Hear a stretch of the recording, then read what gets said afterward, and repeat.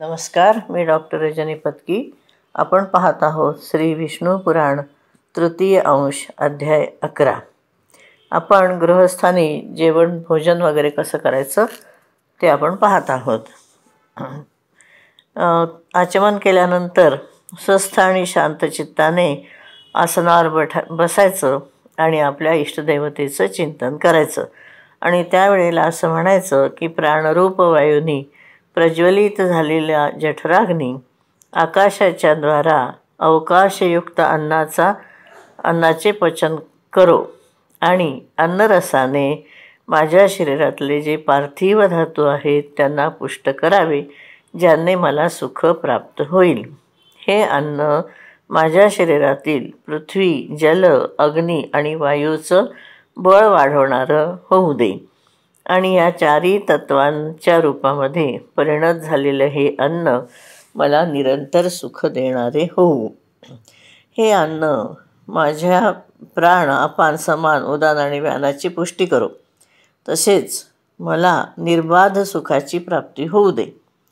मी खाल्लेले संपूर्ण अन्न अगस्ती नावाचा अग्नी आणि वडवानल यांनी ते पाचन करावं. मला त्याच्यामुळे होणारं जे काही सुख आहे ते द्यावं आणि माझ्या शरीराला आरोग्यता प्राप्त होऊ दे. देह आणि इंद्रियादींचे अधिष्ठाता एकमात्र भगवान विष्णू हे सर्वत्र प्रधान आहेत आणि या सत्याच्या बलाने मी खाल्लेलं जे समस्त अन्न आहे ते चांगल्या प्रकारे पचन होऊन मला आरोग्य प्रदान व्हावं. भोजन करणारा, भोज्य अन्न आणि त्याचा परिपाक हे सगळं विष्णूच आहेत. हे सत्य भगवंताच्या बलाने मी खाल्लेलं अन्न पूर्णपणे पचावे या सत्यामुळे असं म्हणून त्यांनी आपल्या उदरावर हात फिरवून सावधान होऊन अधिक श्रम ज्याने उत्पन्न होणार नाहीत असं काम आता करायला लागावं. आपलं काम करत असताना नंतर त्यांनी सत्शास्त्रांचं अवलोकन करावं आणि सन्मार्गाला जे विरोधी होणार नाही अशा करमणुकीने आपला दिवस व्यतीत करावा आणि सायंकाळी सावधानतापूर्वक संध्या उपासना करावी. हे राजन, बुद्धिमान पुरुषाने सायंकाळी सूर्य असताना आणि प्रातःकाली तारांगण चमकत असतानाच चांगल्या प्रकारे आचमनादी करून विधीपूर्वक संध्या उपासना करावी. हे पार्थिव सूतक म्हणजे अशुचिता, जन्मदिनी वगैरे किंवा मृत्यूच्या वेळेला अशौच, मृत्यूच्या वेळेला होणारी अशुचिता, उन्माद, रोग, भय अशी जर कोणती बाधा नसेल तर प्रतिदिनी संध्या उपासना करायला पाहिजे.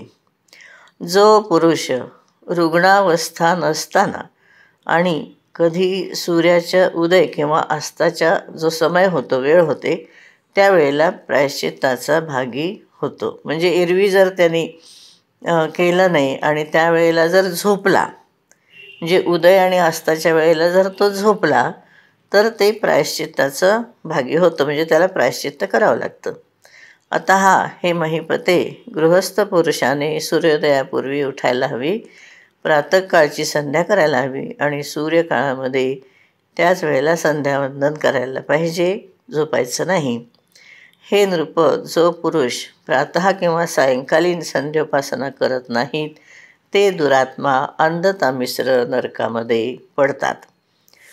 त्यानंतर हे पृथ्वीपते, सायंकाळच्या वेळेला सिद्ध केलेल्या अन्नाने गृहपत्नी ने मंत्रहीन बलिवैश्वदेव करायचा, कारण त्यावेळेला गृहस्थ घरी असतो असं नाही. त्यावेळेला सुद्धा त्या प्रकारे शोपच वगैरे सगळ्यांसाठी अन्नदान करायचं. बुद्धिमान पुरुष त्यावेळेला आलेल्या अतिथीचं सुद्धा सामर्थ्यानुसार सत्कार करतो.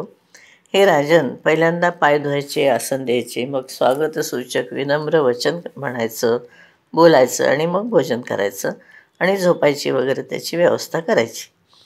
हे नृप, दिवसाच्याच वेळी अतिथी परत गेला की जेवढं पाप लागतं त्याच्यापेक्षा 8 पट पाप सूर्यास्ताच्या वेळी जर अतिथीला परत पाठवलं विनमुख तर होतं.